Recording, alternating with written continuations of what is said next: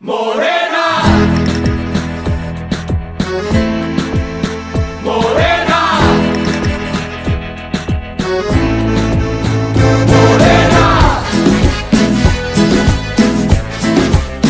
Morena. Raza de bronce de piel morena, pueblo de México en general. Vamos unidos a la faena por la regeneración total. Miren, ya llegó Paco Ignacio. Entonces, en lo que él llega aquí a la palestra, esto que se llama el mago.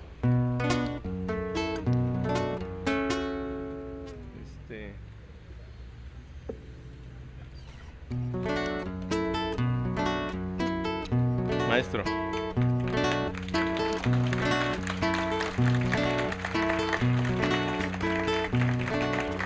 El mago tenía dos hijas tan bellas, y ustedes tienen que decir, ¡ah! El mago tenía dos hijas tan bellas, que el gobierno en masa andaba tras ellas. ¡Oh! El mago tenía dos hijas tan bellas, que el gobierno en masa andaba tras ellas. Oh. Muchachitas serias pese a sus deslices. Las niñas amaban los cabellos grises. Cabellera gris, emblema argentino. Ricachón precoz, si acaso Tintino. Tintino era un acaudalado banquero joven de mediados del siglo pasado. Las hijas del mago en íntimo ambiente bailaron desnudas ante el presidente. Hay un grito de espanto. ¡Ah! Sí, todas. Las hijas del mago en íntimo ambiente bailaron desnudas ante el presidente. Las hijas del mago en íntimo ambiente, más desgarrador, bailaron desnudas ante el presidente. Sufragio efectivo, democracia, amor. Ya el mago no es mago, ya el mago no es mago, ya el mago no es mago, ya el mago no es mago. Es gobernador.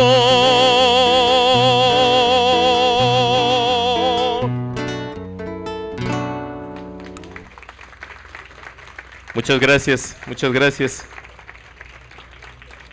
En lo que afina la... No, ya está afinado. No, ya. Así que un fuerte aplauso acá para el compañero. Bien, recibimos con un fuerte y caloroso aplauso a Paco Ignacio Taibo II en la presentación de su libro, el cual también va a obsequiar un ejemplar a cada uno de ustedes del libro Librado Rivera, el último de los magoneros. Bienvenido, Paco. Este es tu público. Círculo de Análisis y Reflexión Camellón por la Cuarta República del Buzón Ciudadano.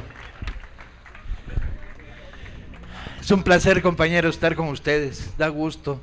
Domingo en la mañana, qué mejor manera de empezar el día que hablando mal del gobierno, ma. Hablando mal del gobierno. El otro día llegó un güey y me dice, no, porque los mexicanos tenemos el gobierno que nos merecemos. Y lo dijo serio, el muy pendejo, ma. Me lo dijo en serio, entonces lo miré fijamente, le vi la cara y dije, no, pues a huevo, tú tienes el gobierno que te mereces, pinche reaccionario de mierda, tienes un gobierno de mierda, pero yo ni voté por el pinche impostor, ni lo reconozco como presidente, ni creo que nos merezcamos, todo lo contrario, ese güey no nos merece a nosotros. Este país cambiará, compañeros, este país va a cambiar. Pero no va a cambiar solo, como bien dice el compañero aquí en la primera fila. O lo cambiamos nosotros o vienen los marcianos que están en Los Pinos y nos chingan, man. Vengo a contarles una historia apasionante, de esas que de repente uno encuentra en la vida. Siempre que estoy con esto me sobra una mano para fumar, el cigarro, el micrófono. No es Coca-Cola, compañera, es un honesto refresco producido por trabajadores de Tlalnepantla, que cuando yo tenía 21 años hicieron una huelga salvaje y los granaderos y la montada nos sacaron del camellón, como aquí alguna vez han intentado, y los compañeros agitaban las botellas del refresco innombrable y lo aventaban a la montada.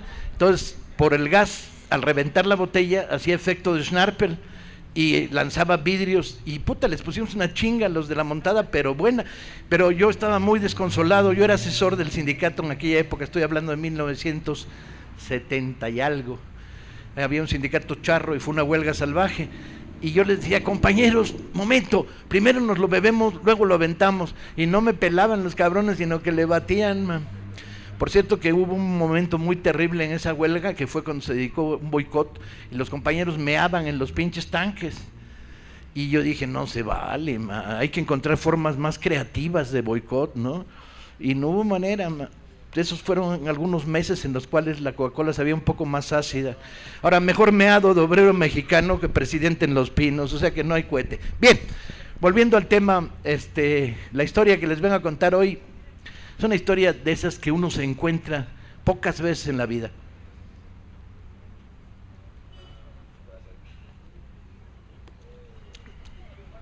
Está buena. Y cuando te la encuentras dices, híjole, tengo que contarla. A veces alguien te pregunta si tú escoges las historias que quieres contar. Y es cierto, tú las escoges, hay hay una voluntad, una decisión de yo quiero contar esta historia. Pero también es verdad que hay historias como que te escogen a ti para que las cuentes, ¿no? De repente están ahí escondidas, perdidas, no se sabe nada de ellas, y cuando empiezas a estudiar e investigar, te dicen, cuéntame, ¿no? Cuéntame, no dejes que esto se olvide. Porque este país tiene lamentablemente mala memoria. El gobierno se ha encargado a lo largo de los años de que esta mala memoria se prolongue y se consolide. Y lo hace a través de todos sus mecanismos, los mecanismos de la educación, los mecanismos del control informativo a través de los medios masivos como la televisión, los mecanismos del ceremonial hueco y vacío de las ceremonias cívicas. Tan es así que de repente nos convirtieron a Hidalgo pues en un viejito en estampita, que ahí lo pegabas cuando ibas al cole, y le quitaron todo contenido. El hombre que dirigió la revolución de independencia más importante de América Latina, que abolió la esclavitud, que puso en armas a 25,000 indígenas, nos lo volvieron el negociador que dijo que, pues Fernando no, porque la monarquía, y le quitaron el contenido social, y lo hicieron aburrido. Y llegó un momento en que millares de jóvenes como yo, pues estudiamos historia de México en la secundaria, en la preparatoria, y decíamos, puta, qué hueva el Hidalgo ese. Y no lo descubrimos, tardamos mucho tiempo en descubrir a este pinche cura loco maravilloso, ¿no? Maravilloso, hereje. Soy muy mal hablado, perdón compañeros, si alguien tiene problemas con las malas palabras, pues tápese los pinches oídos. Pero una nota de pie de página antes de seguir con Hidalgo y luego regresar con Librero Rivera. No hay malas palabras, hombre, hay palabras. O sea, ves pasar uno por ahí, lo ves fijamente y dices, es tonto. No, es un pinche pendejo, es un tonto con mala fe, pues, ¿no? Las palabras el uso las construye, no hay malas ni buenas. Lo jodido es llamar a un tonto pendejo, o si son chingaderas, o decirle güey a tu primo nomás porque es primo tuyo. Oye, güey, no, pues qué hago, nomás porque nos une una distante parentela, andas con cuernos por la vida, no, ni madres, ¿no? O sea, el lenguaje tiene que tener precisión. Bueno, esta nota de pie de página, sigo hablando mal porque no me lo quita nadie a estas alturas. Hidalgo, poca madre. Se jugó su colegiatura a las cartas porque era un desmadre. Es cura no por vocación religiosa, sino por algo que está más allá de la vocación religiosa, por vocación de adquirir una formación universitaria. Era la única manera en la Nueva España en que podías llegar a la universidad, a través del sacerdocio, o por servicio. Es un hombre que toda su vida como sacerdote la dedica al servicio de las comunidades indígenas, en proyectos productivos, ¿sí? En proyectos de formación. Cuando de repente, años después de haber odiado al cura Hidalgo que me enseñaron en la escuela, me puse a estudiar en serio Hidalgo y a darle vueltas al personaje, de repente me dejaba con la boca abierta y me decía: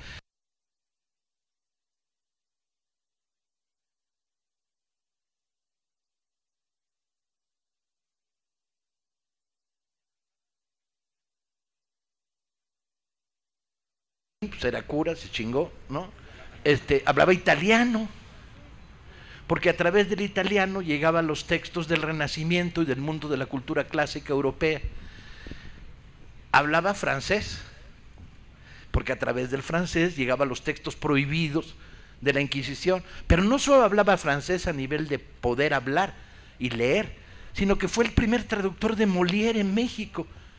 Un libro prohibido por la Inquisición, la primera traducción la hace Hidalgo cura, en el momento que está en el exilio, después de haber sido rector de la Universidad de Michoacán, la Nicolaita.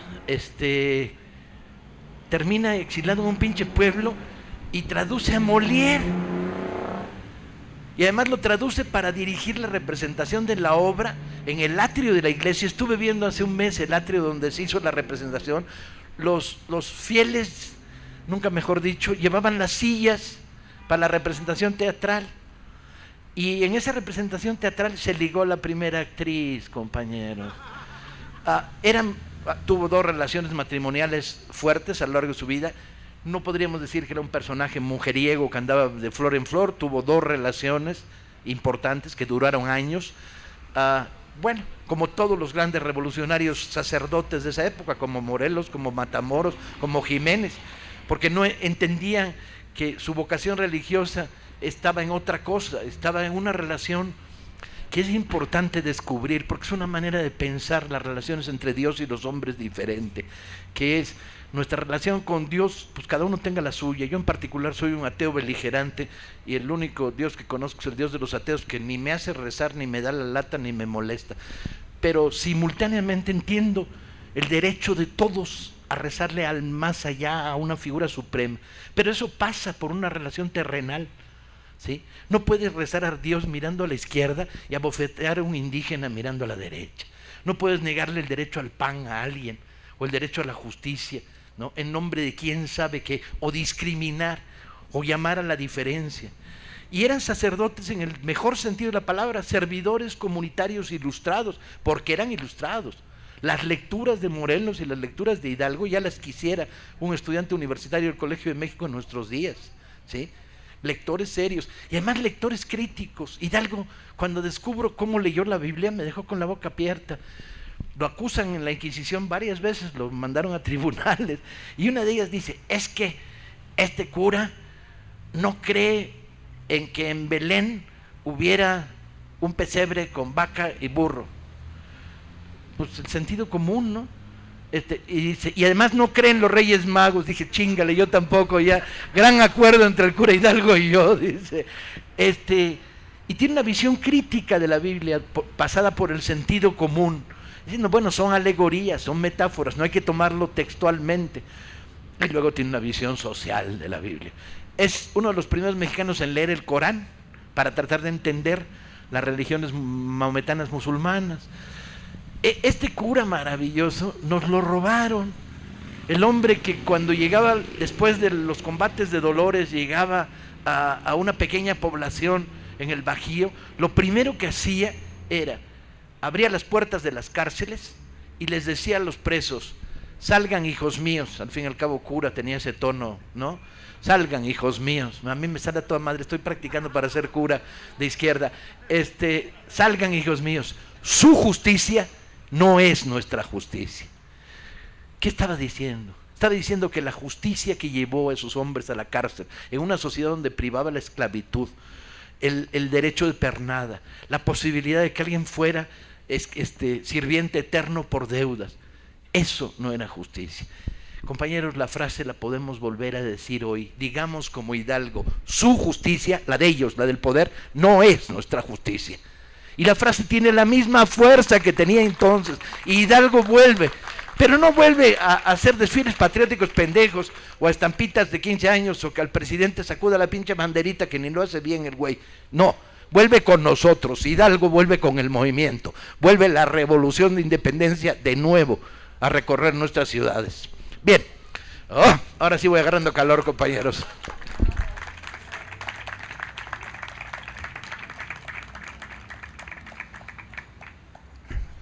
Bueno, pues me encontré la historia de Librado Rivera.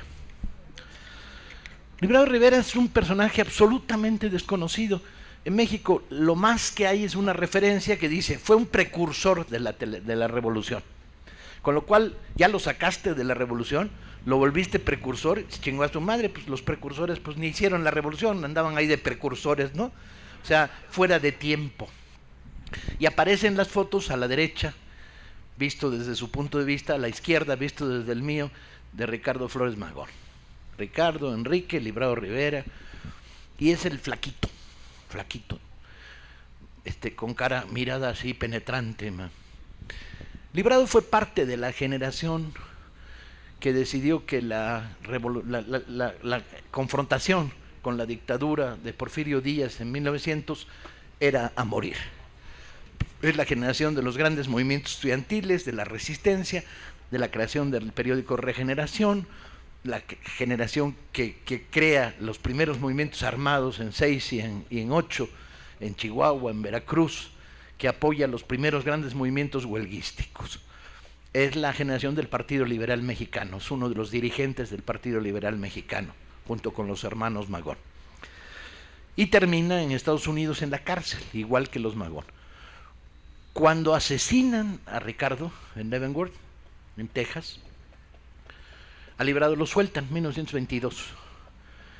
Y se encuentra de repente que el magonismo está descabezado, que la revolución ya ha terminado, que han triunfado los obregonistas, que esta revolución no es la suya, y se encuentra inmediatamente con una situación personal terrible. Está mermado por las fiebres, ha perdido parte de la dentadura, se le cae el pelo, no tiene un centavo, lo sueltan en Texas y recibe de inmediato la oferta del gobierno obregonista de considerarlo benemérito de la patria, precursor de la revolución.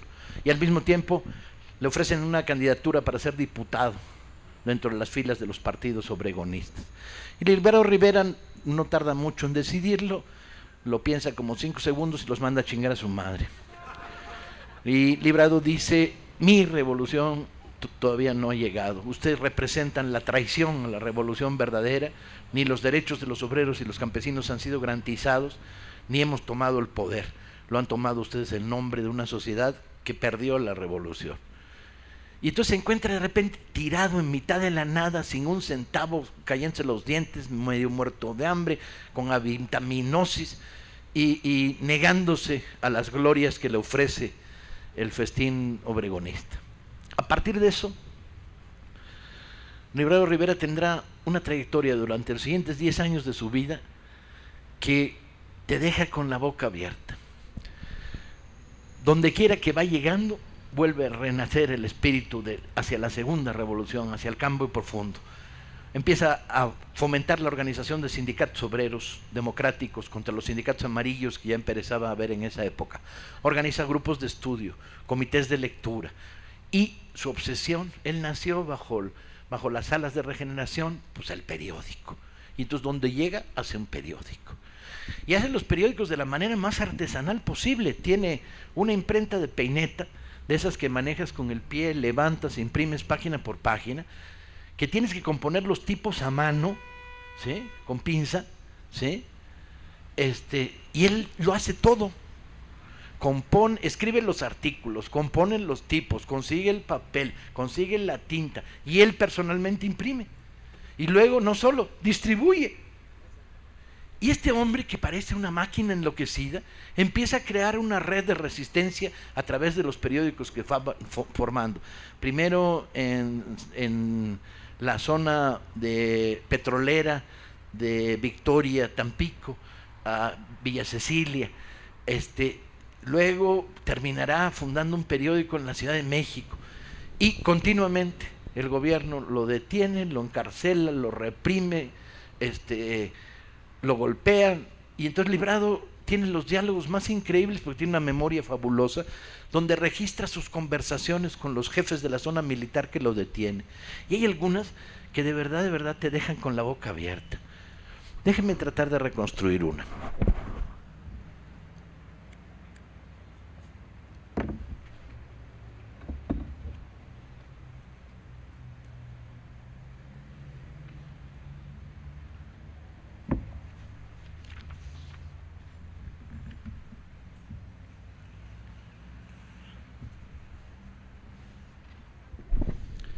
Está conversando detenido y después de haber sido golpeado con el jefe de una zona militar, un general. Y Librado le dice el general: el primer artículo, por la razón o por la fuerza, así como el segundo, traen frases calumniosas para el señor presidente, especialmente en donde dice que es asesino. Librado contesta: asesino es toda persona que mata a otra con toda premeditación, alevosía y ventaja. Actualmente ha ordenado calles el asesinato y exterminio de los yaquis, y aunque él no lo haga personalmente, es el cómplice primero de ese crimen. El general le dice: la pretensión de usted de negar la necesidad de gobierno se encuentra en completa contradicción con los hechos. El hombre nunca ha dejado de tener gobierno. Librado contesta: no es cierto eso, porque el hombre primitivo no tuvo gobierno, nació libre, completamente libre en las selvas y en los bosques o en las montañas. ¿O cuál fue ese gobierno? Si lo sabe, dígamelo usted. El general, medio desconcertado ante la pregunta: yo juzgo indispensable ordenar la detención de usted, señor Rivera, porque lo considera usted un embaucador y un explotador de los trabajadores, a quienes engaña pidiéndoles dinero o usándolos para que le vendan el periódico, como acontece ese pobre obrero Florentino Ibarra que está aquí sufriendo por culpa suya. También figuran aquí en la administración del periódico cantidades de dinero como Manuel Rizo, que envió 2 pesos. Y Librado responde: ¿y cuánto de ese dinero recibido es para mí? ¿Puede usted decírmelo? El general contesta: siendo usted enemigo del asesinato, ustedes lo autorizaban para venir a matar gente. ¿Cómo me explica esa contradicción manifiesta en su modo de pensar? Librado dice: nosotros los anarquistas estamos de acuerdo en hacer uso de la fuerza armada para derrocar a la fuerza organizada del gobierno.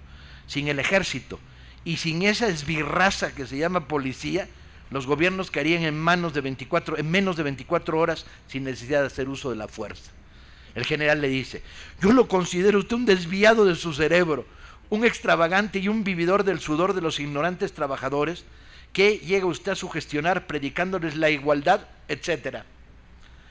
Si usted aconseja esas teorías, ¿por qué no empieza usted a practicarlas con sus mismos compañeros? Vea usted con corbata y no se la pasa a su compañero que no la trae. La camisa también se le debería de dar. Vamos, ¿por qué no la hace usted que ama tanto la igualdad? Para esto, si ven ustedes las fotos, la pinche corbata de Librado parece trapo viejo y la camisa tiene más remendado, pero bueno. Y Librado contesta: porque con esa repartición no conseguiría yo nada más que el beneficio de otro compañero. Las cosas continuarían en las mismísimas situaciones de antes. Nuestra lucha no tiende a remediar las condiciones miserables de unos pocos, sino las de todos los habitantes de la tierra.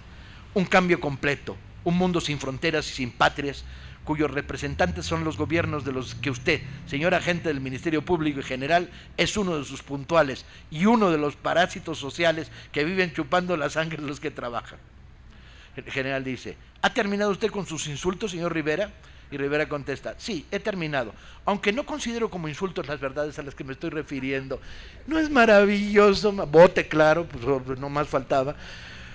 Este personaje, cuya historia cuento con más o menos detalle, la historia es fascinante. Su terquedad, su necedad, la dureza de sus principios, la capacidad inviolable de sus actitudes ante la vida y ante la muerte. En 1932, dirigiendo un nuevo periódico, ahora en la zona textil roja de la Ciudad de México, será atropellado por un automóvil ya bastante envejecido, y Rivera, el último vagonero, se retira de la escena. El vacío perdura, ya nos hacen hombres así, los mejores de nosotros somos pálidas sombras al lado del viejo Rivera. Por lo menos deberíamos cubrir esa tumba hoy desaparecida, esa inexistente tumba, con una interminable lluvia de flores rojas. Menos mal que nos quede la historia, menos mal que nos quede la memoria. Muchas gracias.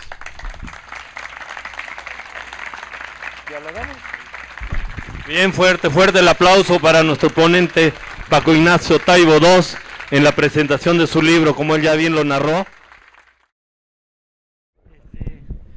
Sí, soy de una tendencia, pues la compartida, soy un hombre de izquierda, soy un lector del marxismo y muchos elementos del marxismo los he hecho míos, muchos otros no.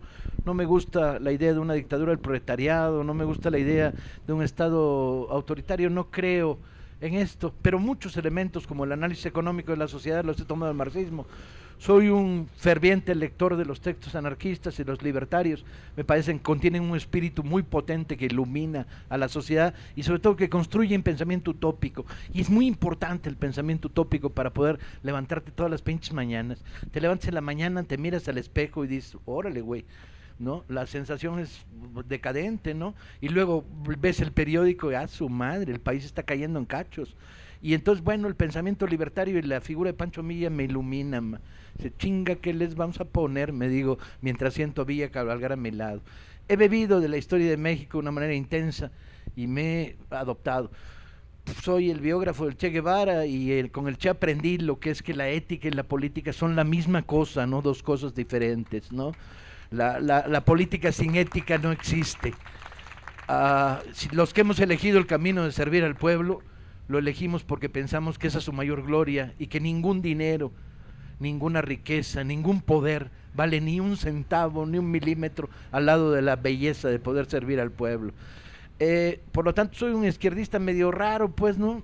Ecléctico, que aprendió que la doctrina no me gusta.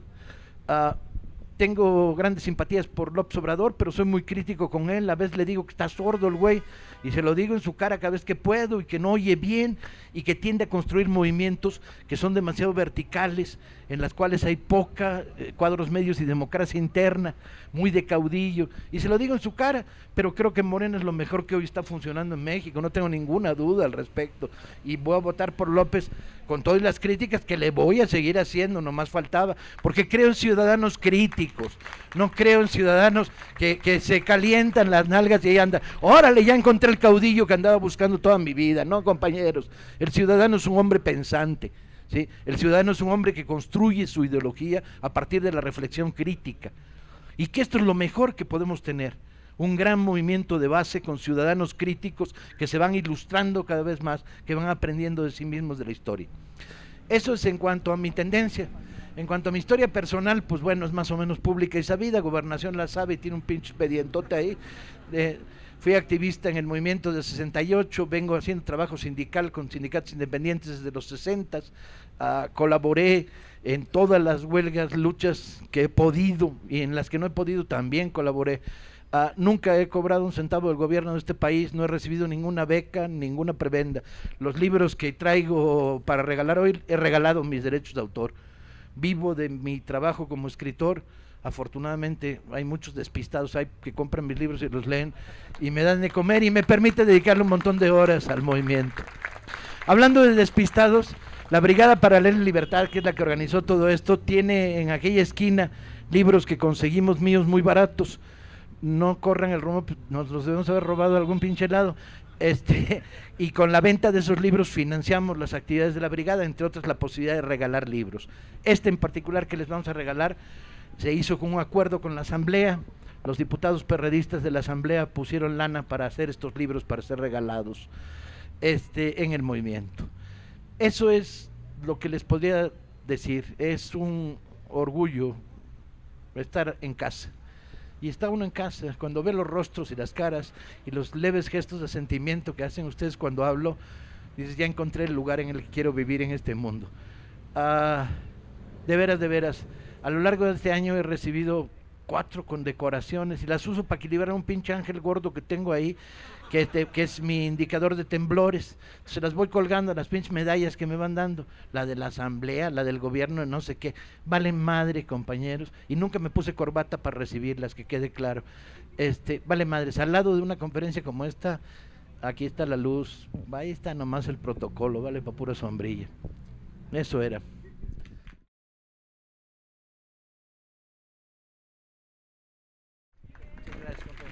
No, yo no creo que sea una cortina de humo.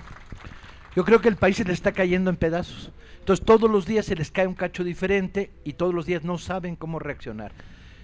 Vamos a fondo en la historia porque sí creo que merece un poco de tiempo de reflexión. ¿Cómo se construyó la guerra contra el narco? O sea, ¿de dónde salió un fenómeno político que en 3 años ha producido más de 40,000 muertos? 50 ya se dice ahora, desaparecidos, irregularidades múltiples en la relación de las fuerzas del Estado con los mexicanos.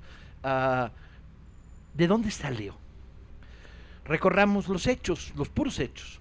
Tenemos un presidente no legítimo con la sombra de que llega al poder con fraude electoral. Yo estoy convencido de que hubo un fraude electoral. Por favor, ¿no? Convencido, los hechos ahí, ¿no? Todos los estudios, los comportamientos de las casillas falsas, el negarse el IFE a revisar. Si yo hubiera sido Calderón, ¿es madera esta chingadera? No, es plástico. Bueno, toquemos plástico. Si yo hubiera sido Calderón y me acusan de llegar ilegalmente a la presidencia y la demanda del movimiento, la nuestra, era voto por voto, casilla por casilla, ¿qué más quiero que citar a López en territorio neutral y decirle, a ver, compadre, voto por voto, casilla por casilla, pero aquí tú y yo nos comprometemos a reconocer al que ganó?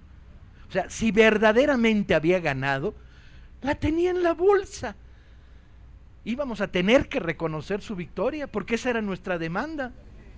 Bueno, se niega el voto por voto, casilla por casilla. No mames, es evidente el fraude electoral, es obvio, ¿sí? Porque si no, hubieran logrado la legitimidad que ya nunca tuvo. Bueno, haya sido como haya sido. Hay que regalarles un pinche diccionario a estos güeyes. Lo que pasa es que una vez hicimos un meeting en la Secretaría de Hacienda, cuando quiso ponerle IVA a los libros, y estábamos mi padre, yo y mi hija, las 3 generaciones, y íbamos a regalarle libros al secretario de Hacienda, y que nos para un policía, quería ponerle IVA a los libros, y dice, pues no sé qué, va a salir el subsecretario del CUIGE que tiene ahí. Salió un güey con traje y corbata bien peinadito y dijo, pero mire, señor Taibo, señores Taibo, porque ya éramos de a muchos, es simbólico, es el 2%, en un libro de 100 pesos, 102. Le digo, dile al pendejo de tu pinche ministro, que era Cartens en esa época, que si ese es el mensaje que quiere mandarle a la población. Estamos hablando de mensajes simbólicos, ¿verdad? Sí, el símbolo que quiere mandar es libros más caros. Dijo, le transmitiré con todo gusto. Dije, ahora, pero no se te olvide lo de pendejo. Y los policías no nos dejaron regalar los libros. Les tenían miedo, les hacíamos así con los libros y se zarandeaban, ¿sí? Vean este tipo de, haya sido como haya sido, ¿no? De veras son de película. Vean, tenemos un presidente legítimo. ¿Cómo pretende lograr un nivel de legitimidad, de reconocimiento? Pues le da en bandeja a los Estados Unidos la guerra que los Estados Unidos le había estado pidiendo a México desde hace años. Porque el gran debate es, ¿la guerra del narco debe librarse dentro de la frontera norteamericana o fuera? Y la pregunta es, ¿por qué fuera, güey? Pues ustedes tienen las redes de distribución, los supermercados de la droga, las redes de consumo, las pandillas, el 90% de la droga ustedes tienen estructurado. Libren la guerra en Dallas, en Texas, en Boston, en Chicago, ¿sí? Ah, no, pero llega este güey y pues ahí les va, gratis. Y se las da gratis. No se pone los pantalones y se sienta frente a un presidente, por cierto era Bush todavía, ni siquiera se esperó Obama, el muy pendejo, y le dice, oiga, colaboramos en la guerra contra el narco. Órale, no, le dice, nosotros la libramos. Bien, primer problema, no hay un acuerdo con los Estados Unidos de igual a igual para dar la guerra contra el narco. Segundo problema, el narco opera con la lógica bien sencilla, que es vende droga, la transforma en dólares, compra armas. En el planteo original de la guerra, el gobierno mexicano no toma en cuenta el problema del financiamiento del narco. Y no lo toma en cuenta porque no lo quiere tomar en cuenta. porque sabe que detrás del primer nivel está el segundo, el tercero, y detrás del tercero, que serían los capos de la droga, están las estructuras bancarias, los industriales, el gran industrial de Monterrey que presta sus camiones de distribución de gas para transportar droga, los blanqueadores de dinero, las cadenas hoteleras, los casinos, ¿sí? Entonces, ahí sí no. Bueno, ¿en qué cabeza le cabe a alguien librar una guerra cuyo sustento es económico sin intervenir de manera económica? Bien, ¿sería eso poco? Llevamos 2. Ni consulta con Estados Unidos para llegar a un acuerdo de iguales, ni negocia la situación económica. 3, no negocia la obligación de los Estados Unidos de yo te doy una guerra, yo te la pongo, pero tú contrólame el tráfico de armas en la frontera. Compañeros y compañeras, cada bala que mata a un mexicano hoy cuesta 7 centavos de dólar en Del Río, Texas, en una pinche trapalería, y la compras con licencia de manejar. Son chingaderas, ¿sí? El tráfico de armas sigue fluyendo como les da su rechingada gana, porque no hay control de armamentos en Estados Unidos. Y este güey no negocia como problema fundamental el control del armamento.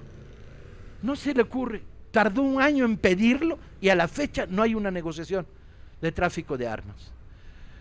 Tenemos una guerra en la cual hay 40,000 muertos de este lado. ¿Cuántos hubo del otro lado en este mismo momento? 67. 40,000 acá, 67 allá. Bueno, los números hablan. ¿Pero eso era todo? No, eso no era todo, por favor. 5, el gobierno de México tiene un aparato de inteligencia. No se rían todavía, espérense. El aparato de inteligencia está constituido por una serie de especialistas en información, a los cuales les pregunta antes de iniciar la guerra, ¿quién es el narco? ¿Sí? Bien, la mitad de ese aparato de inteligencia, según documentadísimo estudio que publica la editorial Planeta, ¿sí? Se llama Tiempo de Sangre, ¿no, Marina? Marca de Sangre, de Héctor de Mauleón, documentadísimo. Demuestra que la mitad del aparato de inteligencia, procuradores estatales, procuradores generales, jefes de la AFI, estaban a sueldos del Chapo. O sea, tú vas a hacer una guerra y tu aparato de inteligencia lo domina el enemigo y te dice, no, pega por aquí, ataca por allá, vete por allá. Los 2 primeros años de la guerra contra el narco los dirigió el Chapo Guzmán y dijo a qué bandas había que preguntar. Y es por eso la intensidad del horror, por eso se generan cadenas de venganzas entre las bandas mafiosas, traiciones, ¿no? Por el control. ¿En qué cabeza cabe el poder lanzarse una guerra contra el narco sin depurar tu aparato de inteligencia? Saber lo que realmente sucede. ¿Pero eso fue todo? No. El presidente Calderón lanza a este país una guerra contra el narco con una policía corrupta. La enorme mayoría de los jefes policíacos estaban a sueldo de los capos locales de la droga, con un ejército corrupto. ¿No más eso? ¿Con eso vas a la guerra? No, con el sistema judicial más destruido y corrupto que se conoce en toda América Latina, hombre. Y eso es uno de los grandes cambios que tenemos que lograr. Jueces elegidos por los ciudadanos, juicios con jurado popular, secreto además, con cortina para que no te vean la cara y te los puedes rechingar, ¿no? Tenemos que cambiar la estructura del sistema judicial que en estos momentos no nos obedece a los ciudadanos. Pero se lanza. Pues claro, las primeras de cambio te compran un juez allá, a otro ya lo tenían comprado, ¿para qué lo compran? Pero ¿eso fue todo? No. Tiene uno de los sistemas carcelarios más pinches locos del planeta. La cárcel de Torreón, la directora de la cárcel torturaba a los presos vestida con trajes de licra negra. La cárcel de alta seguridad de Veracruz, el director de la cárcel dejaba salir presos a operaciones de asesinato y venían a dormir en la noche. Las cárceles de México, y todos lo sabíamos, eran cárceles en las cuales para los ricos eran como el pinche Hilton y para los pobres eran el infierno. Los ricos, los presos ricos tenían putas, controlaban el comedor, tenían 4 pantallas de televisión en cada uno de sus... ¿Eso era una cárcel? Y eso lo sabían, no pueden saberlo. Yo sé que son muy pendejos, de veras, los que hoy nos gobiernan, y que tienen una actitud ante la ciudadanía muy podrida, que es, viajan por las ciudades en carros con vidrio tintado y no nos vengan los ciudadanos. Mejor, porque qué pinche asco que estén viendo estos güeyes, pues, ¿no? Pues él es así cuando pasan. No nos ven, no tienen la percepción del México de abajo, del México real, pero aún así, carajo, tan pendejos no pueden ser. Y entonces resulta que nos involucran en una guerra con estas circunstancias. El famoso pozolero, ¿te acuerdan de la historia? 300 muertos se cocinó, está en el bote, pero los que le llevaban los muertos, ¿sí?, salen dentro de 6 meses a chingar. Los que le llevaban los cadáveres para que los cocinara el pozolero, resulta que el Ministerio Público hizo mal la investigación y solo los acusaron de tenencia de armas prohibidas. En 6 meses, esos tipos que asesinaron 300 personas están de nuevo en la calle. ¿Qué van a hacer? ¿Van a poner un Oxxo en la colonia en la que nosotros vivimos? Ni madres. ¿Qué saben hacer? 300 asesinatos. Y van a estar en la cárcel. Esa gente del Ministerio Público debería estar colgado de los huevos en las Islas Marías, porque es un riesgo para los ciudadanos. ¿Cómo es posible que no haya integrado la investigación cuando había denuncia de él me traía los muertos, etcétera? Bueno, ¿eso es todo? No, compañeros, eso no es todo, ¿sí? Lanza una guerra en la cual no tiene unas fuerzas para actuarla, procuradurías, gobiernos estatales, que garantice a la población, porque no tiene consenso con la población y no toma en cuenta a la población. De tal manera que en medio de la guerra quedan atrapados varios millones de mexicanos.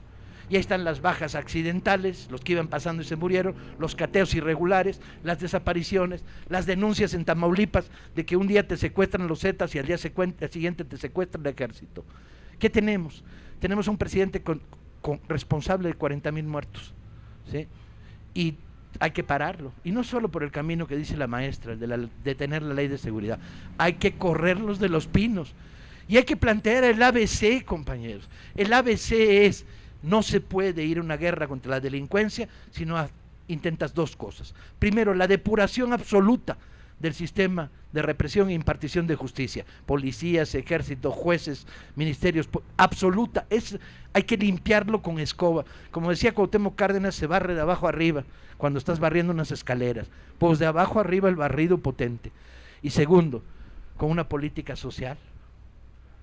Si no ofreces al joven que está tentado por el dinero fácil empleo, cultura, diversión, esparcimiento, si no lo apoyas, si no le das chance de estudiar, pues es carne de cañón en el proceso, ¿sí? Es la cultura y el debate público y la sensibilización de la sociedad la que puede frenar, pero sobre todo es la depuración al 100%, que por cierto la llevamos pidiendo a gritos desde hace años los mexicanos, ¿no? Entonces, ¿hay que parar la guerra contra el narco? Sí, pero no hay que pararla diciendo, órale, pinches narcos, síganse chingando a la gente. No, hay que pararla diciendo, pausa, primero limpiamos la casa y luego la pintamos. Gracias, compañero. Yo creo que hay que ser muy cauteloso en esta historia, compañero. Muchas veces el movimiento confunde al profesional de los medios con los medios, y ves a un reportero ahí de Milenio con su cámara y puta la cantidad de mentadas de madre. Hace un par de años tuve que salvar a 4 cuates de Televisa porque una manifestación estudiantil le querían poner gasolina a la camioneta. Véanme a mí salvando 4 televisos, ¿no? Y era obligado, porque esa era la noticia del día. La noticia del día no era la manifestación, sino los salvajes incendiaron. Entonces tenemos que ser muy cautelosos, entre otras cosas, porque el 90% de los trabajadores de los medios son como nosotros. Uno no escoge dónde trabaja, uno no escoge a sus patrones, uno a veces tiene chance de escoger sus ideas y defenderlas. Luis González de Alba decía, antes de volverse reaccionario, en un momento muy afortunado, no todos tenemos el lujo de poder ser escritores o poder tener una cátedra con libertad de cátedra en la universidad, ¿sí? En ese sentido hay que ser muy cautelosos y hay que decirles lo que yo les vengo diciendo desde hace años a los compañeros de los medios, que es: no censures. Que te censure el hijo de la chingada de arriba y que se haga responsable de la censura, pero tú no censures, tú cuenta lo que viste, ¿sí? Cuando los plantones, era verdaderamente terrible ver a las cámaras de Azteca y de 13 girando la cámara hacia el lado donde no había gente, en lugar de hacia el lado donde estábamos, montón de gente además. Y uno le decía, ¿sabes qué, compañero? No lo hagas, chinga, no lo hagas, te envilece hacer esto. Y él decía, tenemos orden del jefe de informativos de buscar lugares donde no haya nadie, donde haya un güey sentado ahí todo roñoso con su perro, ¿no? Y eso es lo que vamos a registrar. Y yo decía, ¿sabes qué? Si tienes esa orden, regístralo, pero la toma debe durar 10 segundos, el resto debe mostrar lo que verdaderamente está pasando aquí. Y que te censuran, órale, que te censuren ellos, y que te censuren hasta el último minuto. Y hay que llamar a la gente de los medios a luchar contra los intentos de censura. Estamos viviendo un momento donde hay un montón de leña en los medios, muy potente y muy cabrona, ¿sí? Hay una definición. Vázquez Montalbán decía en un día muy afortunado, el novelista español, que cuando abres un periódico, un segundo antes de empezar a leer, pregúntate quién es el dueño, ¿sí? Hay intereses creados, intereses muy profundos y muy reaccionarios en medio del juego. El monopolio televisivo es uno de los males más culeros que nos ha heredado el PRI a la sociedad mexicana. Decidió darle el monopolio informativo al 95% a dos empresas de moralidad discutible, muy discutible y muy desconfiable. Y están defendiendo eso, porque saben que un gobierno popular les va a quitar las concesiones. Entonces la batalla contra los medios tiene que ser una batalla inteligente, por abajo, ganando hacia la razón a los trabajadores de los medios y no confrontándolos. Y por arriba, buscando mecanismos múltiples de información. Los periódicos que sí dicen lo que uno cree, estimular que circulen más, que la venta aumente. Las redes ciudadanas, las redes de internet, los volantes, los carteles, o sea, estimular que circule y fluya la información por abajo de la sociedad. Y sobre todo, compañeros, no rehuyan jamás un debate. Que pasa la vecina y dice, López Obrador es puto, y dice, detente, hija del tal por cual. Vamos conversándolo, ¿sí? No rehuyamos jamás un debate, tenemos la razón. Y la razón se demuestra convenciendo. ¿Sí? Tenemos cientos de miles de argumentos de que la destrucción y la corrupción y el desastre de este país la han causado los años de dictadura priista y estos 6 gobiernos de supuesta alternancia que solo son la herencia de lo mismo. Tenemos miles de argumentos, usémoslos. Y cuando nos faltan les dejo mi número de teléfono, me cae de madre que lo organizamos para darles argumentos, o el del vecino. Tenemos la razón, compañeros, usémosla. Y hay que extenderlo, no dejemos pasar un debate, no permitamos. La televisión te habla, contéstale, chinga. Pasas al lado de una tele que está diciendo, y no había nadie en el meeting. Mentira, güey, yo vengo de ahí. Escúpele háblenle a la tele, no dejen que la tele les hable. Devolvamos el debate, tenemos la razón, usémosla. Y el debate contra los medios se va a posponer, no es este el gran momento, pero en el momento en que se inicie la campaña para la presidencia de la República se va a ir calentando y calentando y calentando hasta que llegue un momento en que hay que darles un quién vive a los grandes medios. Gracias, compañero. Hubo una época en que nos replegamos, compañeros, y nos replegamos hacia muchas formas de lucha. La defensa de los bosques de no sé dónde, el movimiento urbano de por vivienda en no sé qué esquina, el trabajo cultural de un cineclub en un barrio. Se acabó, compañeros, hay que concentrarnos. La época del repliegue ha terminado. Todos los pequeños trabajos, y esto no quiere decir que sean deleznables, que no deben seguir, no, que sigan, claro, pero deben buscar punto de concentración. Compañeros, tenemos 2 grandes problemas y hay que estar ciego para no verlos. Tenemos que parar la guerra, detenerla, frenarla, o crear consenso supermayoritario en la población de que esa guerra es un error gravísimo, criminal.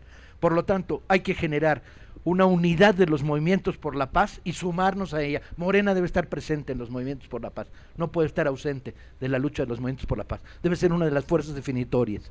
Y segundo, hay que ganarles la Ciudad de México en chinga a estos güeyes en las próximas elecciones, pero no hay que ganársela a lo pendejo, porque resulta que ya la hemos ganado un montón de veces y que no avanzamos como quisiéramos avanzar. La corrupción ha regresado. Hay autoridades perredistas en muchas delegaciones que están metiendo la mano en los cajones, chinga. Hay que correrlos. Hay que lanzar, hay que mover hacia la izquierda potentemente el nuevo proyecto electoral en la Ciudad de México. No me basta cuando veo los espectaculares con uno de los chuchos ahí arriba llamado Navarrete, Bueno, por su nombre, chinga, hombre, si ya lo insulto en privado, también en público. Cuando veo los espectaculares con Navarrete, digo, ¿de qué sirve ganar unas elecciones con un candidato perreísta como este, que va a gestionar de una manera priista la ciudad? No, tenemos que ganar, y ganar es otra cosa. Ganar es un programa social diferente. Ayer en la tarde estuve en uno de los actos de uno de los compañeros de la izquierda del PRD, a los que apoyo, porque apoyo un chingo. Donde hay uno de izquierda, yo apoyo. No traigo broncas ni boleto. Y estuve con Martí Batres ayer, donde leyó por primera vez el programa. Y en el programa había una serie de puntos, 4 o 5, que reflejan lo que estoy intentando comunicarles. El primero decía, o bueno, uno de los que me parecían muy importantes decían,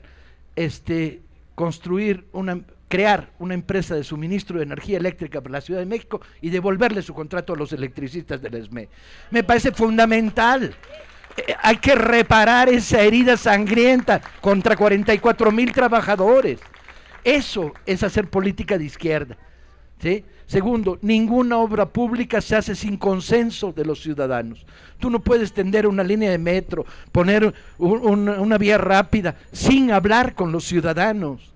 Entonces, el derecho de veto de los ciudadanos a las obras públicas, y eso es movernos a la izquierda.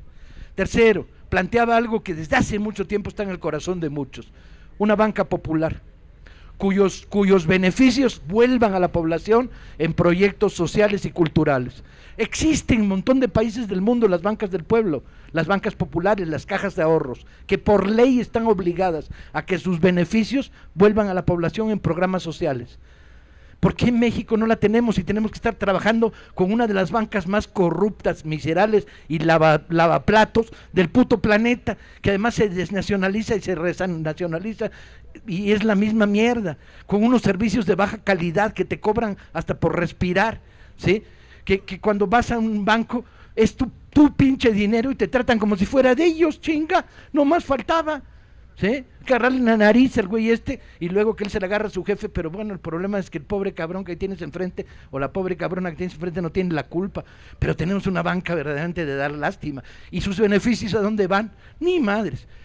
Otro punto que me parecía muy importante, la construcción de cooperativas de consumo a lo largo y ancho de la Ciudad de México, los productos campesinos directo a los ciudadanos, sin Walmart, sin comerciales mexicanas, con intermediarios.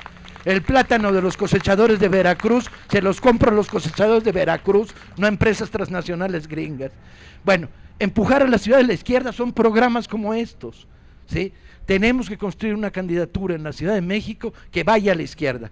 A mí, francamente, Ebrard me sabe a muy poco, ¿no?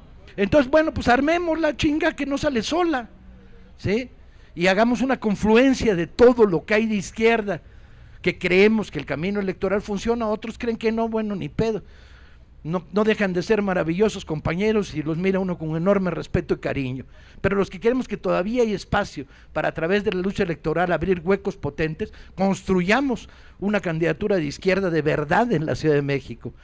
¿Qué está esperando Morena para empezar a mojarse en esta lucha? Planteando problemas programáticos, contenidos. Queremos un gobierno así, y el que no le guste, que vote por él su rechingada madre. Pa' pronto. Diles que, uno, que se rolen los libros, y dos, que en la brigada paulina los pueden bajar. Los que tienen acceso a internet, compañeros, me informa la compañera Marina, que está aquí a mi espalda y que además es hija mía, que la recluté desde que tenía 3 años. No, pues a huevo, no, vas a tener el enemigo en casa, como el que le robó al compañero su artículo, ni madres, ¿no? Que los pueden bajar de internet gratis, todos los libros que estamos publicando en www.brigadaparalelenlibertadtodojunto.com. Y que los de ahorita se los repartan, ¿no? Después de leído. Claro, y que los libros los rolen. Yo sé que es feo, que estaba toda madre y que además está firmado para mí y que se lo presto a Pepe, en su pinche vida lo va a devolver. Pero ni modo, compañeros, sacrificio de movimiento, ¿no? Díganle a Pepe que sí, que se lo prestan, que deje el reloj en prenda y luego te da uno de esos pinches relojes chafas chinos que valen pa' pura madre y se jodió tu libro. Bien. Bien. No puedo con Zapata, compañeros. Son 4 años los que le tienes que meter de tu vida para echarte una biografía de veras como la de Villa. Decidí Villa porque tenía un montón de atractivo y porque estaba muy mal contado y porque era rescatar a un personaje. Me puse a trabajar en Zapata y no pude. Zapata lo entrevistan cuando llega a la Ciudad de México en la estación de Buenavista y le pregunta al periodista, ¿a qué vino? Y dice, aquí nomás, contesta. ¿Y va usted a reunirse con el general Villa? Pues a lo mejor. ¿Y va a estar muchos días? ¿Quién sabe? No, no mames, pinche Emiliano, dame algo que poder contar, pues, ¿no? Era muy parco, un personaje más metido hacia adentro. A mí me gusta la exuberancia del pinche Villa, que donde pasaba hacía anécdota, pues, ¿no? Entonces no puedo, uno escribe lo que puede, o sea, ya se los contaba al principio, uno escribe los libros que te piden que los escribas. Entonces le dejamos a otro compañero, está haciéndolo bastante bien un compañero que está publicando en ERA la historia del zapatismo en armas, síganlo.